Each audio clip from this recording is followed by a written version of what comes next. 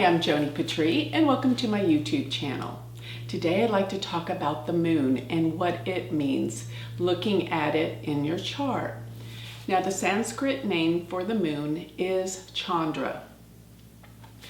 Chandra is the reflective force. It is the energy, whereas the sun sends out its rays of light, the moon receives and reflects it back. So it's a principle of giving back.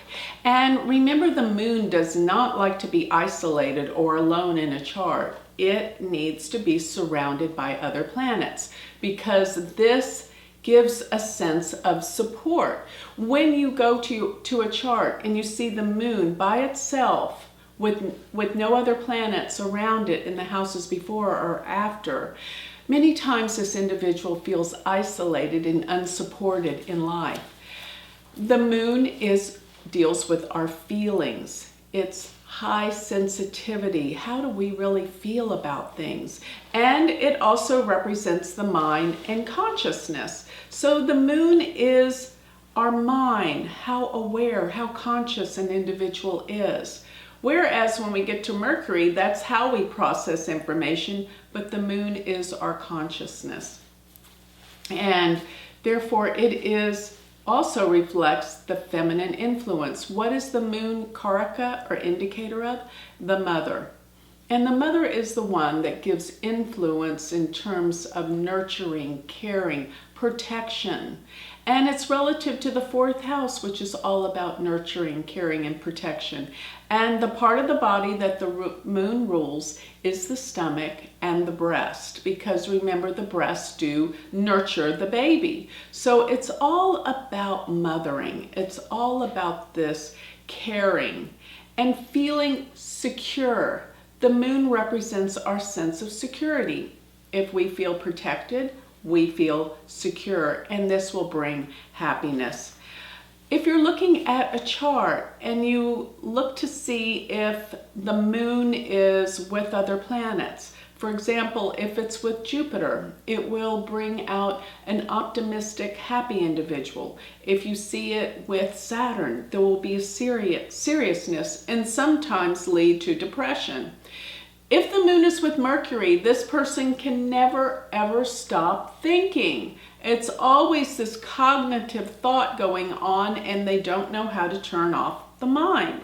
If you see the moon with Neptune, Uranus, the outer planets, you'll see that there's this very intensity in the mind. Uranus means the emotions never stop. They're very unpredictable in how they're going to be feeling. Whereas Neptune can be the mystic, the spiritualist, and Pluto means they must be in control of situations and possibly even have a very controlling mother. So looking at the moon as it is in different houses, the moon in the first house will make one very sensitive to everything. They feel and sense everything in the environment. Where if it's in the second, this will fluctuate with finances. Remember, wherever the moon is represents fluctuations as well. So in the third house, sometimes it can mean you're the youngest one, or that brothers and sisters are unpredictable. They go and come in your life. In the fourth house, the mother is very nurturing. And also remember, depending on the signs, will make a big, big difference. Because the moon is in its own sign in Cancer. The moon rules Cancer. So when people have the moon in Cancer, they're highly sensitized and they feel everything, people's feelings, emotions around them. So the moon rules Cancer, but its exaltation sign is in Taurus, meaning it is bright and shining and has this unique sensuality about it when it's in Taurus. But when the moon is in Scorpio, it is debilitated. And this means there's an over extremity in the feelings that can sometimes be detrimental to the individual.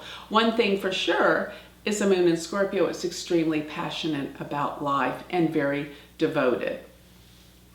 So the moon in the 5th house can represent, I have found many times, this isn't always the case, but many times they have just one child because they somehow feel like they cannot imagine loving a child as much as they do. So sometimes that limits the children.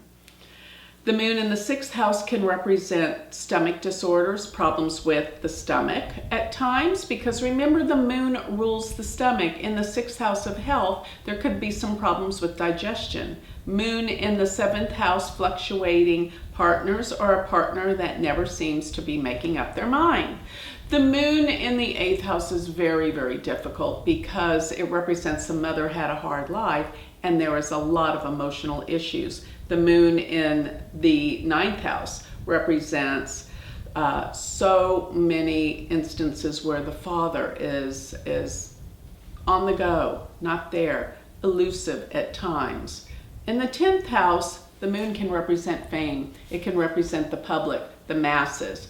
The moon in the 11th, a lot of associations, but none are that close. Sometimes it's just surface level associates. The moon in the 12th can sometimes mean someone that's really attached to the past and they have to learn to let go. The moon in and of itself represents the past, our feelings, our sensitivities, the mother. So when you're looking at a chart, these are the things you have to remember. The moon rules Monday, and in order to pay homage to the moon, you would wear white as this reflective force because the gemstone, well, it's not actually a gem, but it's the pearl. The pearl is what you would wear to represent the moon. And many times I find that those that want to get pregnant, when they start to wear the pearl, they find it a lot easier to conceive. So that's pretty much all I want to say about the moon today. If you would like more information, you can always go to my website, which is galacticcenter.org. And if you want to learn Vedic astrology, go to my university, University of Vedic Astrology.com. Thank you.